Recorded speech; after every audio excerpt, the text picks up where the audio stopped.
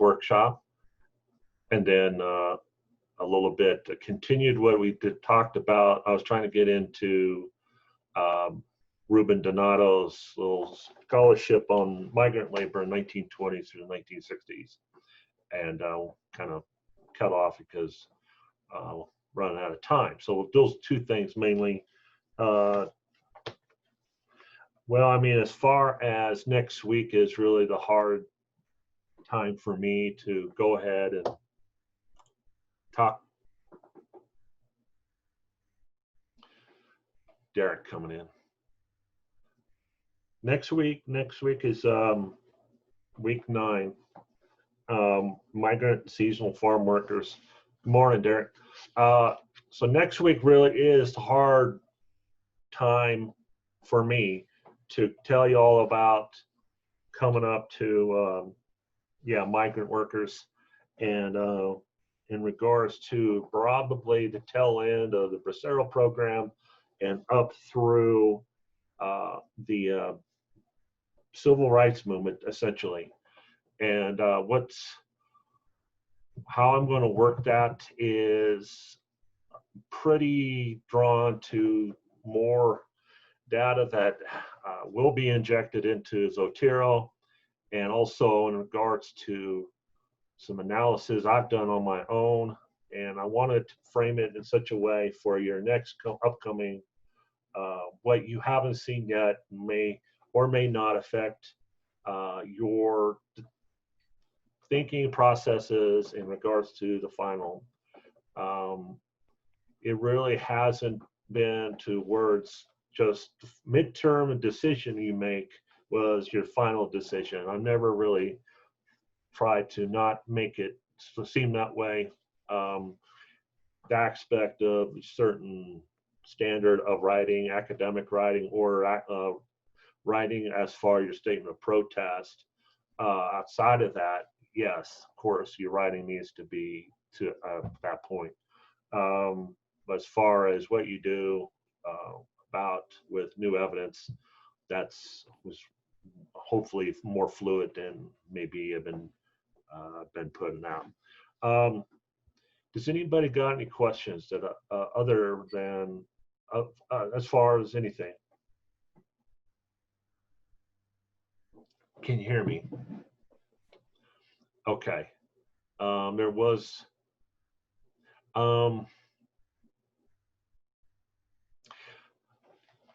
I wanted to kind of talk to Victoria, how you doing? Could I ask you a couple of questions about your the Pueblo Levee mural project? Can I ask you about that? Yeah. What was the name? Hold on. The name of the lady that's been leading that for the last couple decades. What's her name? Cynthia Ramo. I don't remember her last name, but her first name's Cynthia. Cynthia. So I think you okay with sharing? I think you kind of already started sharing this idea with the class. Is it okay we talk about it or ask you about it? The more specific things. So our idea of Victoria is not to speak on her behalf or anything like that. I just trying to run it through my brain here, is to go ahead and tie in. And what has happened with the Pueblo Levee is that's Arkansas River, but each side was put in levees, but it was concrete barriers, concrete sides of the Arkansas River, instead of just being a natural riparian shore, as you know, vegetation of fish and all that, is where it's built to for flood control, because there was a really bad flood in Pueblo in 1921. A lot of people died, and most of the city was flooded because Arkansas River was, I think it was in the fall or so, or something like that, and so really bad. So that's what they built up, and really it goes through Pueblo, and it's just basically looks like the Los Angeles Canal, to be honest with you. But since then, they painted murals on there painters, what you call them, go out there at night. So it was not vandalized, that graffiti kind of secret squirrel routine going out at night and painting. But it has become part of the cultural aspect connection for Grenada, Pueblo. And but they renovated it because it was the sides were damaged. So unfortunately, they had to get rid of what was painted, those murals, to repair the sides. And I'm like, what, almost 3 miles worth. Is that just somewhat accurate, Victoria? So what would be who specifically are looking for as far as painting that, and what would be the cost? It was just $100 for entry fee, and then they provide the primer, and then how much would it cost for paint, and who would be the artist? I haven't necessarily looked in. Sorry, I can take this off since there's no one here in this room. I haven't necessarily looked into any specific artists, but I do know, like, I think I stated in my midterm that there is like an application fee for the application to be processed and then accepted. And generally what I assumed is that the artists provide their own paint, but I would have to look more into that because that was my assumption. And I'm not familiar with any Pueblo artists. However, I'm sure that Cynthia would. What exactly? So you mentioned, I think you actually talked about this last week in regards to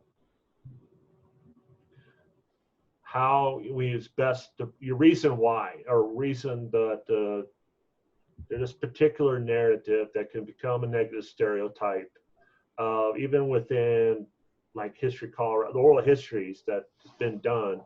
But in order to hear the actual stories, other than, people within positions of authority or power trying to get, even scholars and history guys like me, trying to figure out what needs to be improved upon within living, working conditions. But you said that their stories would probably project at least a more reasonable story on their end, personable, and how the mural project would best tell that story, but also will connect the art with oral history. Is that kind of your idea?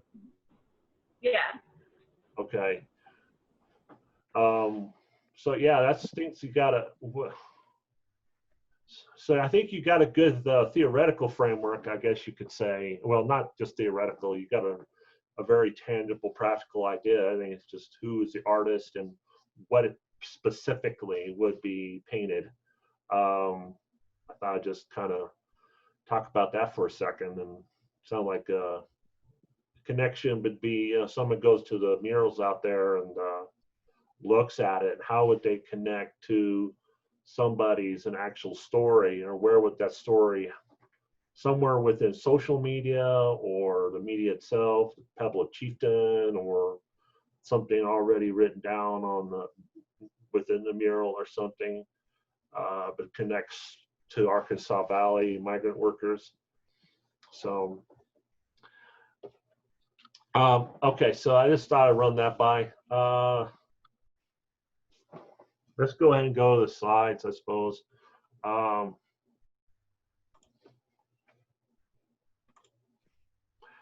Probably not take too long today. I don't want to.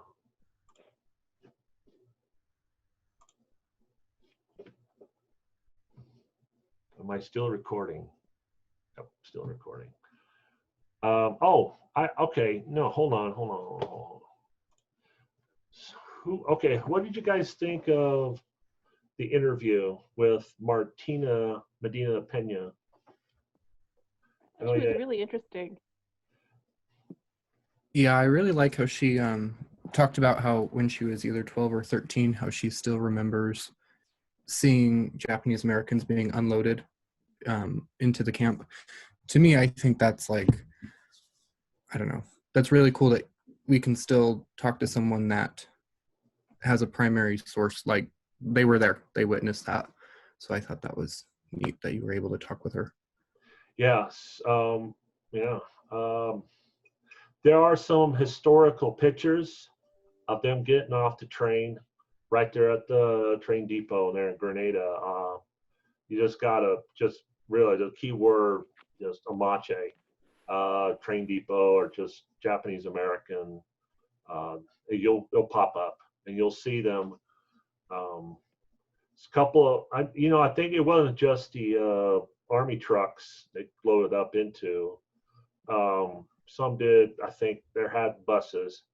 They had school buses of some sort. And anybody else? What do y'all think? Well, I think it was very interesting because a lot of that history can seem like it's very like distant. And when you hear from someone who actually witnessed those things and the fact that, that's a person that's living today, and even if they're older, it kind of closes that gap. yes.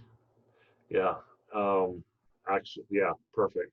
One of the main reasons to oral histories. Anything else? I don't want to. How was? Yeah. Just to clarify, I thought I understood it correctly. Was she saying that as a child where she lived, I think it was Cohen Ranch, that it was there they had to move because of the construction of the camp? Was that how it was said? Yes, I believe so. Okay. Yeah. Okay. The War Relocation Authority. Mm-hmm. It was a whole new federal agency that was established under the war power of President Roosevelt after he shot out Executive Order 6066 in regards to forced relocation of Japanese Americans off the West Coast. Fear of or strong suspicions, apparently, of fifth column activity, sabotage, and what probably be considered today as terrorism. So the War Relocation Authority, they were like 10 other areas that they were looking at. They bought out several thousand acres there in Grenada, surrounding the city of Grenada. You see the one section is just that one 640 acres or less than. Section 14 is just the built up area where they lived and died, and people live, like the human condition, like I talked about the other day. That's in the middle there, but around was the agriculture area that also was commandeered by the federal government. Cone Ranch was part of that, and we will see here starting next week how Cone Ranch is still within the history there, and which I believe should be tied in with the national parks consideration, which will literally take an act of Congress to do. That sounds like a euphemism, but I'm serious, because they're only looking at within inside what is the boundaries, the built-up area, and the National Historic Landmark. That's what it is right now, even though it's still technically owned by the city of Grenada. But that John Hopper Mate Preservation Society has done much to help preserve, along with folks up in Denver like History Colorado and Colorado Preservation. Yeah, you'll see here starting next week that the history of the shared space is continuing. I hope that the oral history there brings that kind of terminology and certain kind of histories, cultural.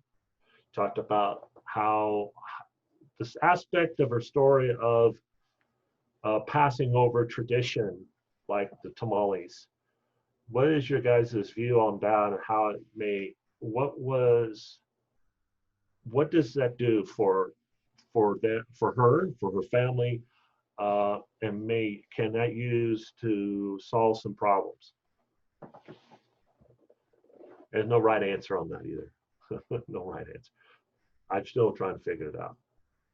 I think I got close, but what are your guys' view on that? She, what'd she say about her daughter, Regina, as far as she's still learning how to do it. She's not quite there yet. okay. Could the aspect of her still learning that process, is that something might be important as far as overcoming things other than just specifically just cooking? Or am I looking too far into this?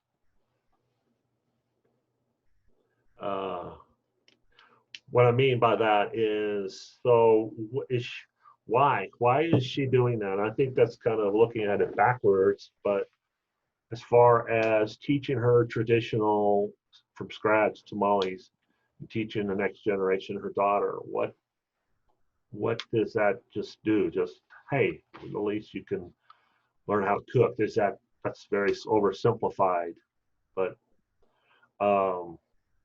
as we mentioned, I guess as far as her other recollections, and she also talked, what else did she talk about as she was growing up in the area and as she was working, like in Lamar? What else did she mention?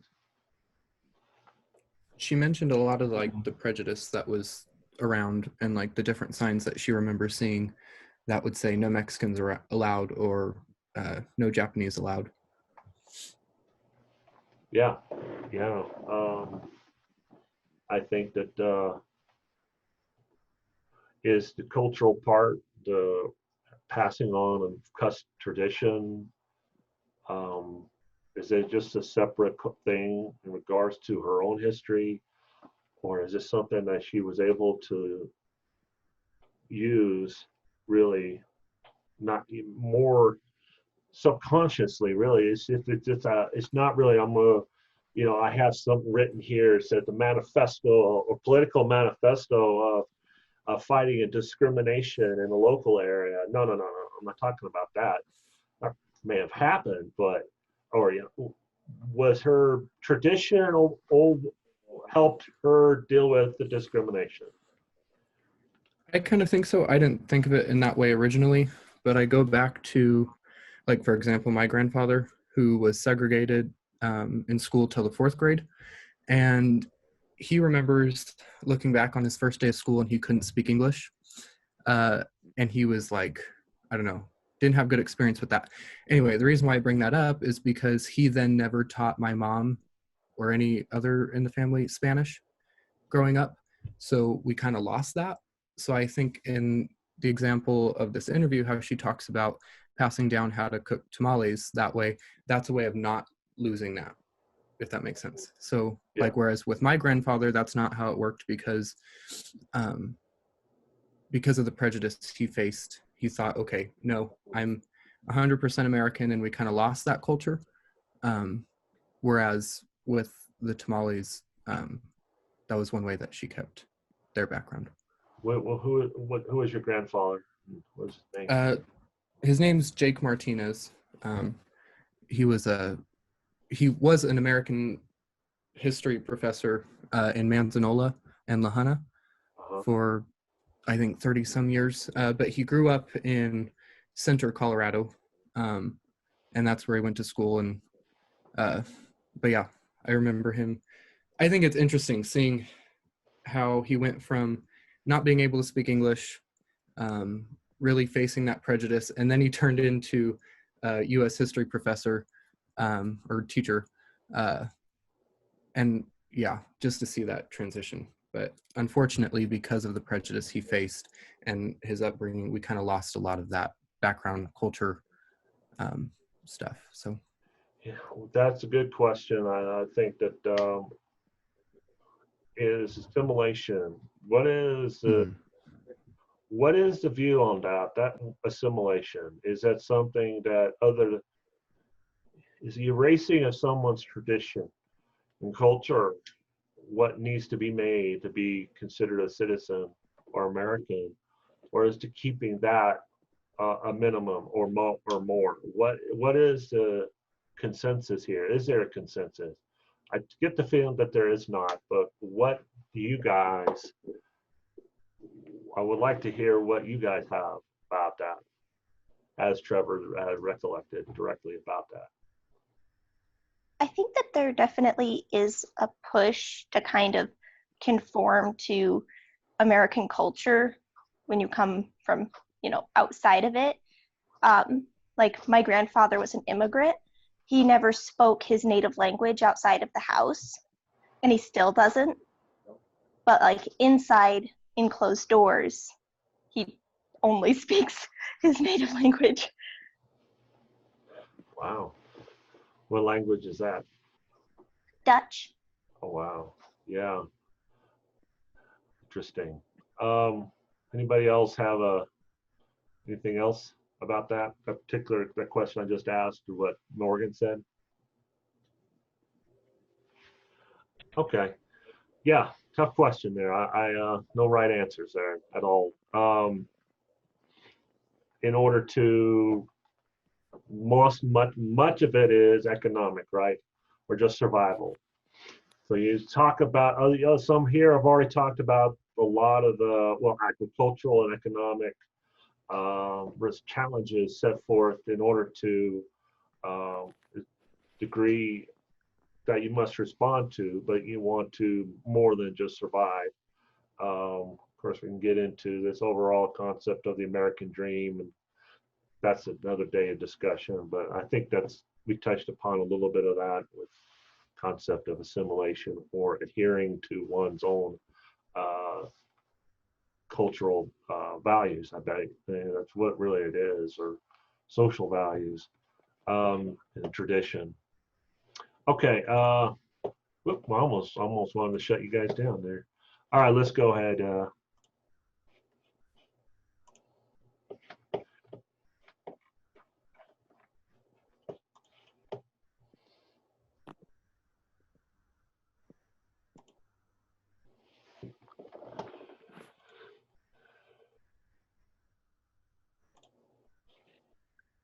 Okay, we'll get back right quick into Donato's scholarship. And again, I think we left out with the concept sugar beet industry really being before 1920, and how they brought in the need to looking at ability to make money off of sugar beets that wasn't part of, we talk a lot, that monoculture. That's something coming from other than the area's natural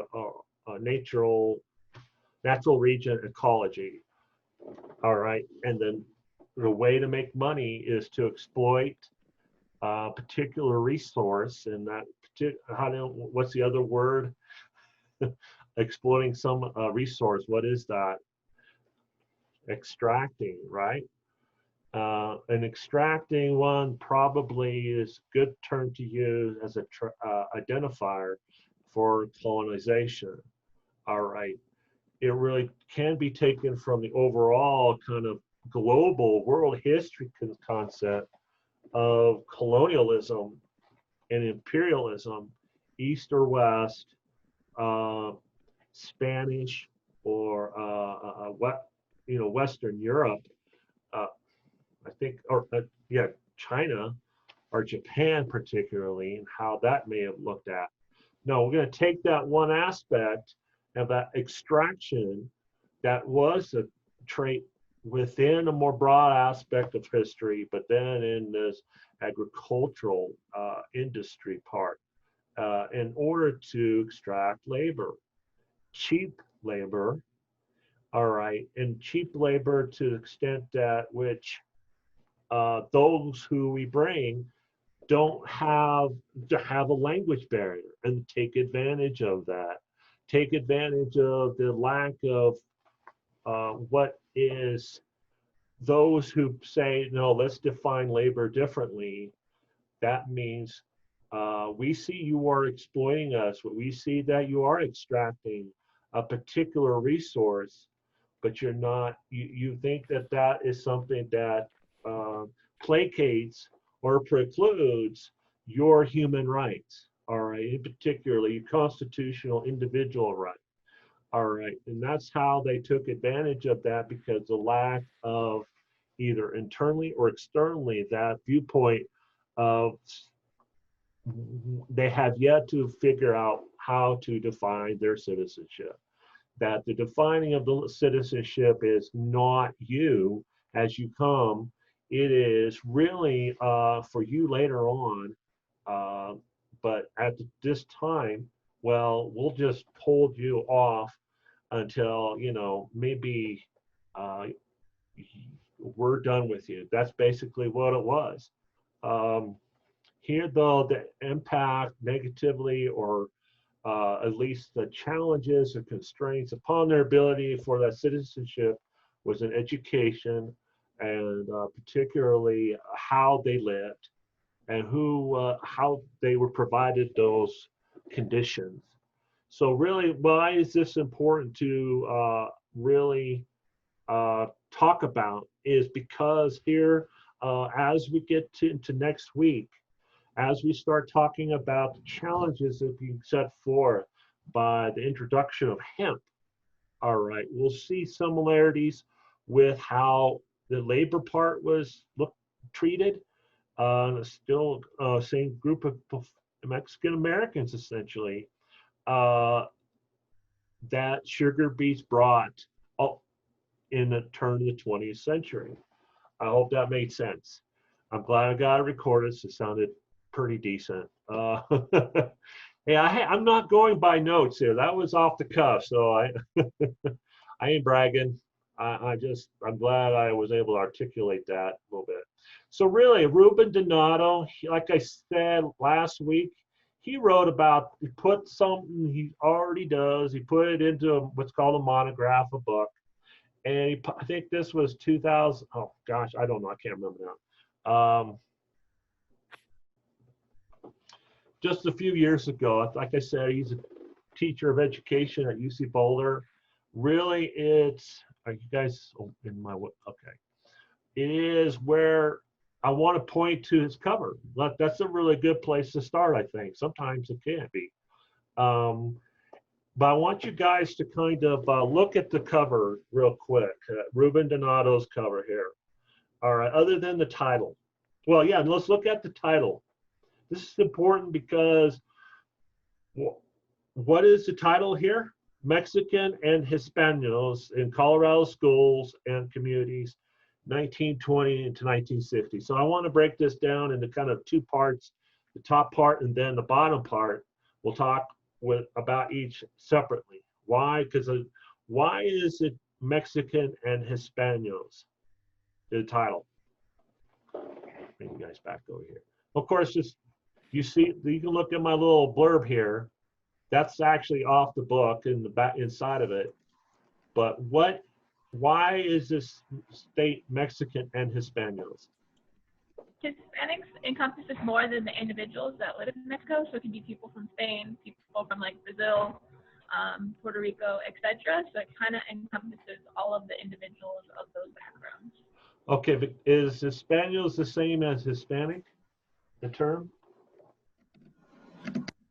I've always assumed so, but I could be wrong in that aspect. Okay. Anybody else? Why just Mexicans and Hispanos?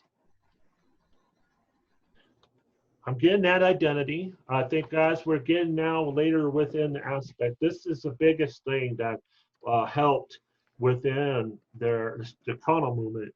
One of the biggest things that, probably one of the things, top priority was identity, to fight off the discrimination and racism. So I'm writing this question out, so I just want to get, is Hispanos, okay, we know who Mexicans are, they're from Mexico, or native of Mexico, or born with Mexican descent, but who are Hispanos? Remember, is Hispanos the ones who are Hispanic overall, other than those of Mexican descent?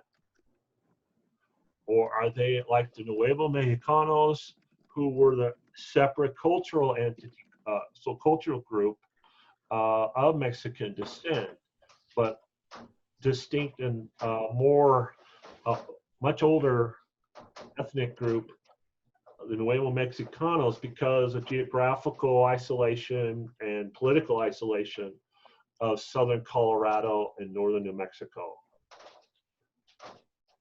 Okay. Hispanos, I found here that it refers to people who were of Spanish descent in New Spain, which is now part of the United States, like the Southwest. Okay, good. All right. This would be an important question because, like I said, this is one of the very first things that those prominent, the activists came to really, because they saw the experience of the African Americans and the civil rights movement, and then to be able to maybe take an influence from Martin Luther King Jr. and the nonviolent approach to protest and identity. Do you think that the African American community within the civil rights movement was something that they were trying, was it identity priority for them during the civil rights movement? Martin Luther King Jr. or whether a group, oh my God, sorry about that. All right, yeah, I think sometimes I think the silence is actually the response that you guys are actually responding. I think you guys, that I do sense sometimes it's more just what I say is sinking in, and it's more of an acceptance and running through your mental thing. I don't mental process, and that's good. That's the student part. I appreciate that. Okay, yeah, I think so in some respect. It has to be, because there were different levels of protest, of course, within the civil rights movement. Really, there is. I think we brought to, what we have in class that day, nothing compared to what was really going on in the real world or public space. Let me rephrase that, the public realm, the public space and time, and of course, urban areas where it was used, as you've seen recently, of the space being used as a part of that protest, either violently or non-violently. And there's a moral or ethical perspective as to what extent that level of protest is. So here we see identity as part of that. Let's go back now to the part that you see here as the poster. This poster was actually produced by the Sugar Beet, by the Sugar Beet Company. God, I keep forgetting the name of these sugar beet. There's a lot of sugar beet companies at the time. All right, and it came and went. Some didn't survive for up to only a year or so, and they just folded. In the 1920s, there's a family standing next to a typical adobe colony home. So you see how the poster is positioned on the front cover, how it probably would have been presented in some respects to those who they were recruiting. All right, so it's more as a piece of propaganda, and it was a way to recruit workers. And the way they did that, what were they trying to entice them or tempt these workers to work for them? What, you can see from this poster, what exactly? Their housing, right? Their house, they have a house. They have a door and a window, okay? What does it, of course, I think I see a chimney in the back there and a couple of trees in front yard. All right. A rather rudimentary, and the Sugar Beets Company's way of projecting their idea to them as cheaply as possible, but tying into possible, hey, here's the American dream. All right, but hey, we're still going to we'll put this together. So what they did is they loaned it over to the materials for them and to build their buildings, and they had to pay that off as they were working. Okay. So there's your basic trait of colonization. So you still burden them and they still owe you. A lot of very similarities with how you saw with industry, the coal industry and Ludlow, okay, and the company store, and they, everything you had to buy from the coal mine, CF&I. Okay, I think it's kind of redundant, but the reason why I wanted to put this in, what is different with this? Okay, what I'm doing is trying to pull away and reposition it to look at it more in different lens. And see here, I got it straightened out, and then it's where, okay, it's still a poster, but we see how still to some degree how this family that's in front is being portrayed. So how exactly is this family being portrayed with the kids down sitting on the ground, and probably the father and the older brother?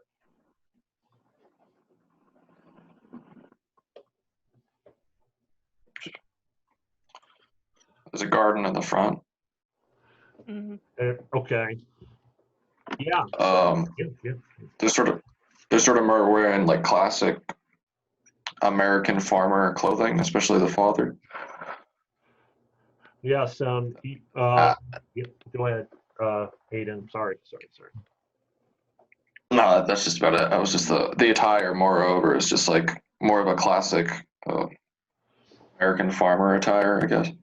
Yeah, so you got the men wearing coveralls, basically traditional farmers coveralls with the light, or the jacket might be, well, they're wearing long sleeve shirts, and I think one of them, the young gentleman there, is probably wearing one of them, oh gosh, berets type hats, okay? And of course you see the guy with the overall, almost look like a cowboy hat, but the coveralls. Some my grandfather wore also, the coveralls, and it was more where the suspenders come around the stamp on the front here. Okay,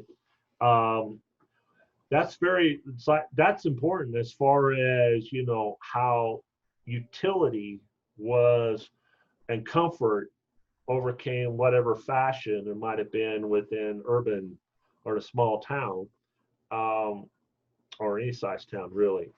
And of course, more children on the ground there, but they're sitting down on what looks like bricks that were laid out to make sort of a raised bed garden. Okay, and I'm glad you brought that out. I keep thinking lawn, but it's probably a garden. Whether or not they grew anything, do you think they grew anything in the front there? More than likely, yes. Okay, so I want you to, I don't think you guys really see the difference. Okay, I go from this title of the book, Mexicans and Hispanos. You see how Ruben Donato wants to at least identify what identity there should be or can be with the poster. And it's kind of a contrast, compare between the poster and the title and identity. And I draw it out to where I straighten the poster out, and we're starting to talk about the picture itself. And I was going to talk about the translation of these, but let's go ahead just more visual than just what the text says. So I'm drawing more within visual. So here it is. This was taken from, with my wonderful Google search skills, Google, we're getting to the point to where Google will be the all-encompassing big brother of everything. I don't. Kind of already are.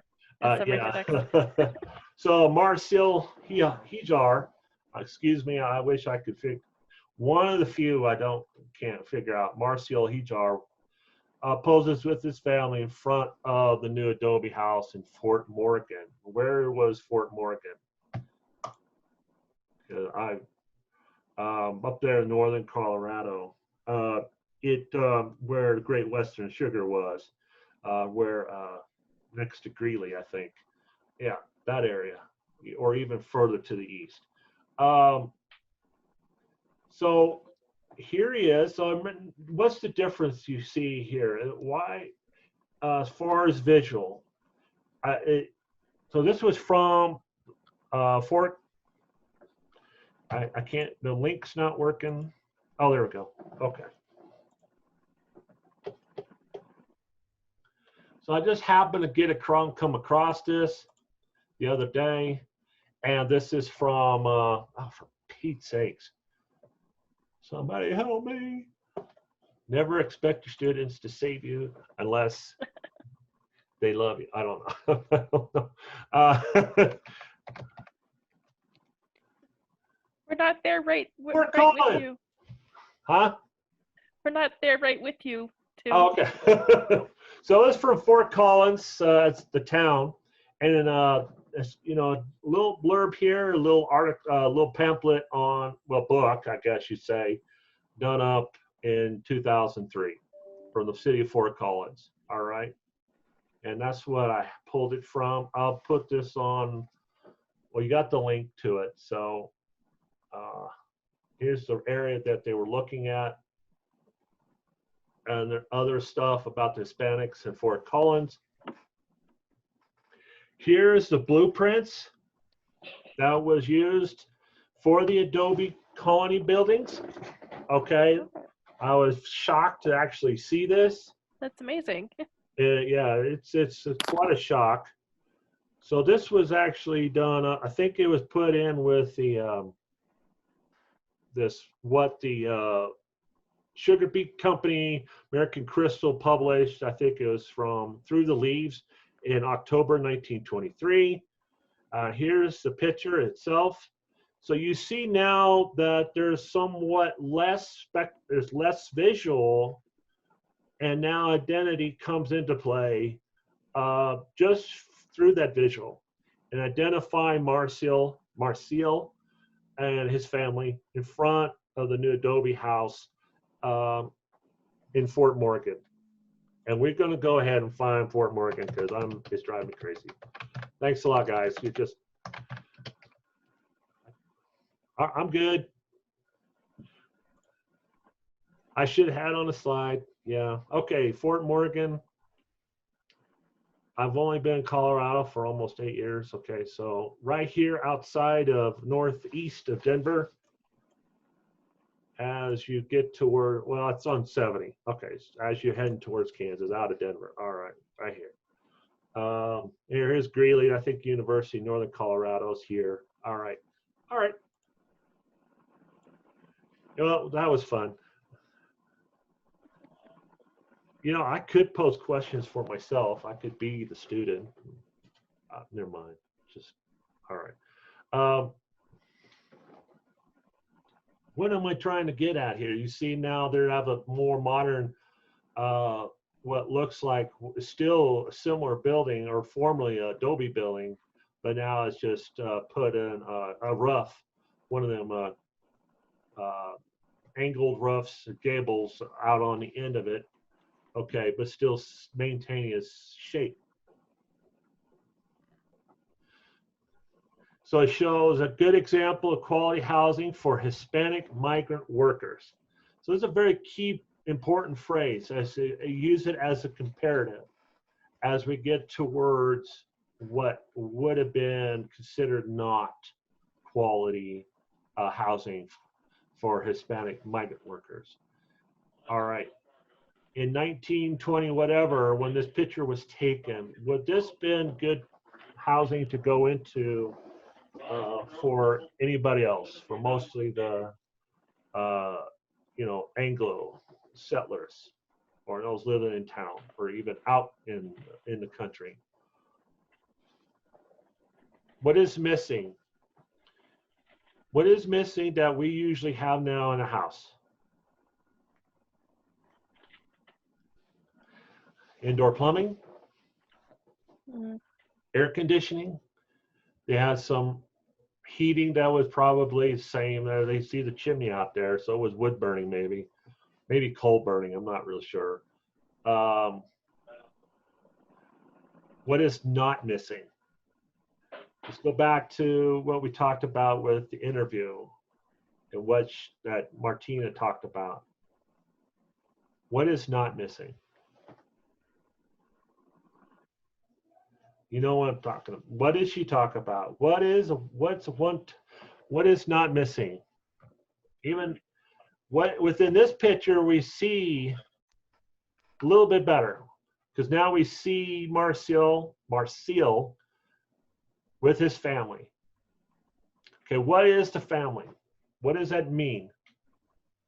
Talk about cultural connections, cultural traditions, and customs, and what else? What is it? What is this? What's another term that can be used, that is used within the Mexican American experience community?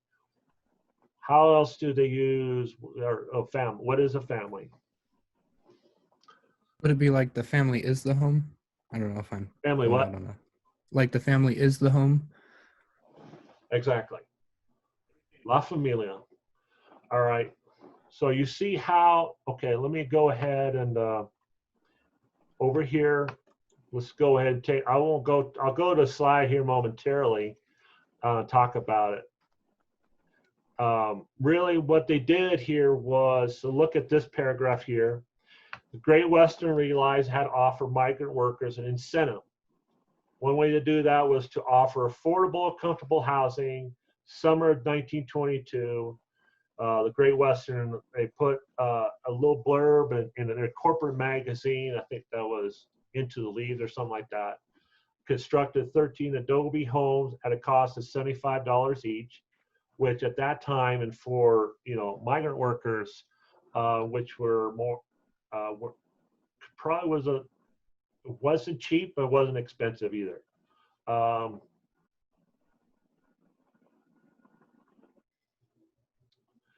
So you see how I describe the buildings, all right? It was sort of like their way of experimenting how this would work for them to get them out to work out in the fields. Here you start to see what actual term: Spanish colony, Northeast, the sugar factory, Fort Collins, all right? And then, so they had to pay an installment plans. The resident did not pay the first year, then $40 annually for the next 3 years, thereby reimbursing the company for the $120 worth of labor and materials expended in the house. And it explains a little bit. I'll put this up there. So really, is there some sort of, was this a normal way for the farmer or the worker to be tied to the land? Were they tied to the land? Were they tied to the land for which they worked and owned, or were they tied to the sugar beet company for a certain amount of time? And do you think they were able to pay it off within the installment plan time? No. Mm-mm. It seems awfully high. Yeah. Okay. It was to where what was required then, you see Marcial's family here, who was working out in the fields in order to pay this off? It was the children also. Okay. But you heard from how do we know that perhaps the young boys and girls here sitting down on the garden did or did not work in 1924? So they look like they were toddlers. So to a certain age, to 3 or 4 or 5, maybe after age 5, do you think they went out there, started working with a hoe? May not have had the machete to top as you see from Daniel Duarte's interview with La Colonia in Lamar, you will hear that he was the youngster, but they didn't give him the machete. And you saw with Martina that she started, but they literally took the hoe from her. Yeah. If you saw the other young lady survivor of the La Colonia documentary, it was more of a personal choice and stayed at home and it did the cooking and the laundry and stuff. The more domestic, what could be deemed the more domestic,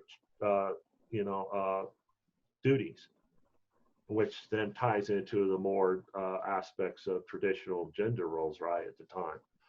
Okay, so I've hit upon a couple of areas here as far as the conditions of migrant workers.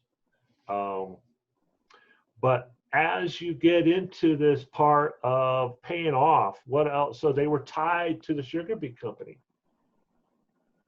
And in order to pay it off, and it was intentional for them to be stuck there and for the children to work. Okay, that was almost, it was set up in such a way they had to work. So what was the thing? If they were out, kids were out there working several hours a day, maybe over 12 hours a day, what we deem as a priority, what were they not being participant in that we now deem as very important for kids? Schooling. Thank you. Yes. So the term La Colonial, though we use it for this particular colony that was in Lamar, it really is more, I won't say generic, but general term for the colonizing of labor and particular group of people within that labor. Here you see it's La Colonia Española or La Colonia. All right, and it wasn't just one general specific term for one specific place. No, it was Mexican colonies, as it was referred to, La Colonia Española. Somehow or another, we've used that term over there in Lamar. So I'll put this up. I'll upload this. Take a look at it. So I'm trying to see if I can get you guys to bring it. The document itself does a good job with bringing in who these people are and what they are. La Familia. La Familia, as you will see, though, will become part of the change within that identity, within social movement, and how it's impacted culturally.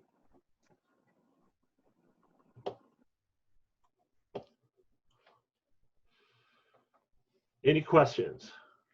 Any concerns? You got Marcial Hijar. Usually the J is silent or H sound, but I don't. Hijar. So here's the term I just talked about. So what is going to happen here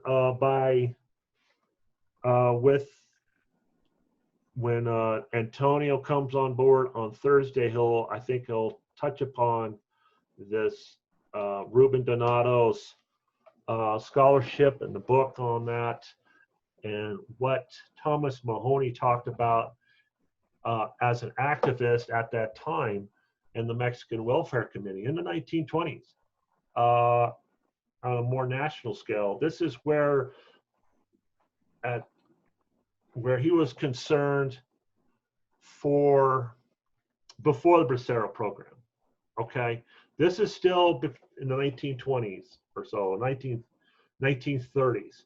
All right, as in really where sugar beet industry, Arkansas Valley, and really overall the state of Colorado and other parts of other agricultural areas of the other states in the West, a little bit of the Northeast or so, in the South, so nationally, was concerns for the conditions of migrant workers, Mexican and Hispanos.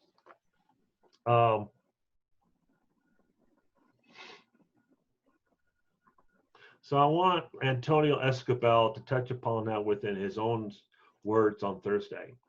And when next week comes around, uh, we'll definitely start to get into that period where a good majority of my evidence is uh, and uploading to Zotero. Next this week is Harvey's uh, Amachi book. Um, any questions?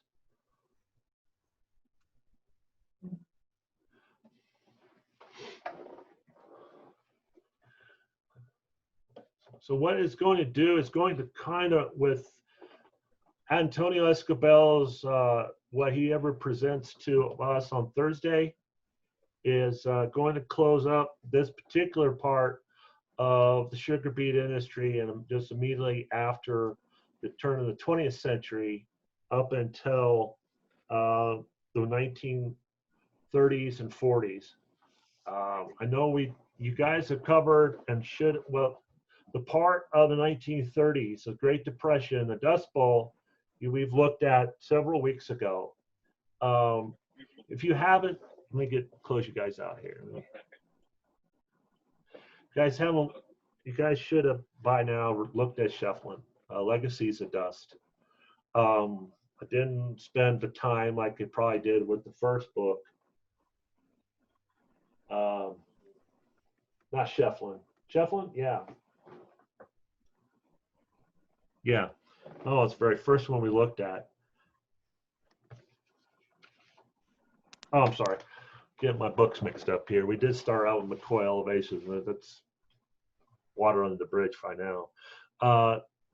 Yeah, with the Dust Bowl. So the 30s and the Great Depression, farming and the soil conservation part, you've already looked at. Okay, and what was connection with that in regards to Arkansas Valleys, Arkansas Rivers, agriculture and labor is really that connection as we saw with the level of aridity and how like Swink and the Rocky Ford, the cattle and sheep industry came in, like Bogsville, okay, and the aspect of different the cash crops aspect, all right, and how the land was manipulated and changed because of different aspects of looking at growing food more towards the livestock, and then the livestock there was different aspects of growing like alfalfa for fatten them up because of particular meat within the Western diet. And then as the concept of, now I hope you all understand the idea of having sugar beets in the area was thought about quite a bit after in the mostly for the second half of the 19th century, right? The concept was there and they're thinking about it for quite a long time. I hope everybody understands that part. And the technology and the manpower, in literal terms, technology and experiment stations being put together like CSU, coming together to see what could be grown in dry land with a little bit of rain. And see that connection then to the dryland farming, and then Swink and the sugar beets. Oh, okay, here we can do this. We just got to pull our resources together. And really, when I use that term, and as you already know how that term, within that term, pulling resources together is people, right? I think somebody here mentioned who worked at the actual sugar beet factories, which is a really good point. That was mainly the white settlers, mainly white community from the town itself. It was those out in the fields who labor was extracted, and that extraction was based not so much on level of skill involved and try to harvest and work on the sugar beets, but really how perception of somebody's skin color or language came into play.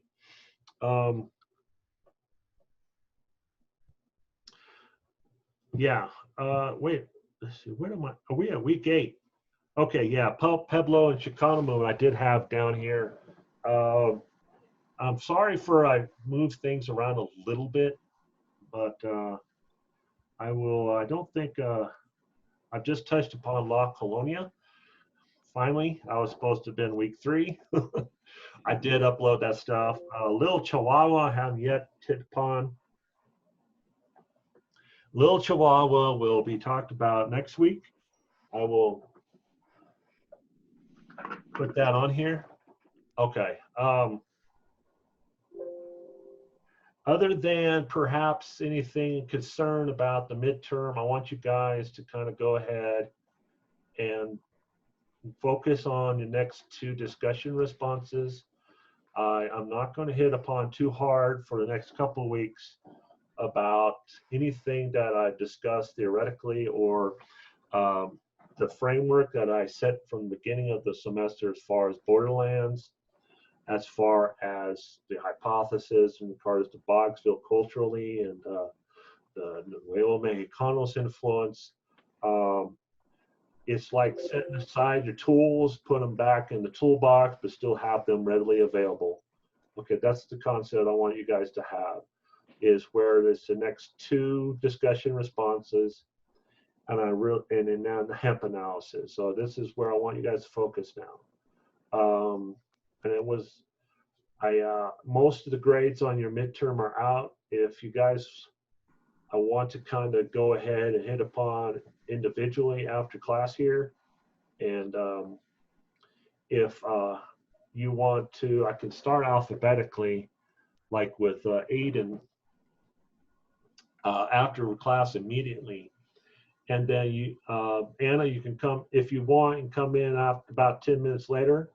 Okay. And if I'm still on with Aiden, we'll just cut it off, and then we'll go to Aiden, and then, well, to Anna, and then Adon.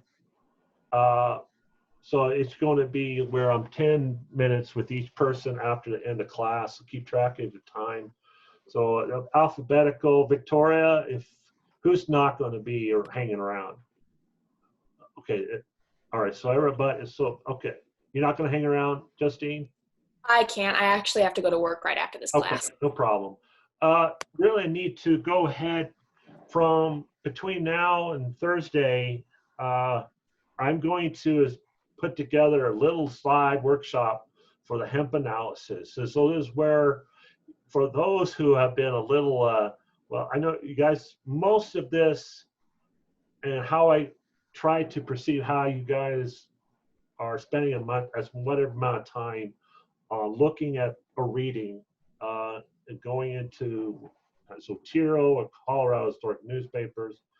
It really is, I sense, you guys are really busy and I should not, somewhere in there, I don't know how much I expect you guys to spend time on that.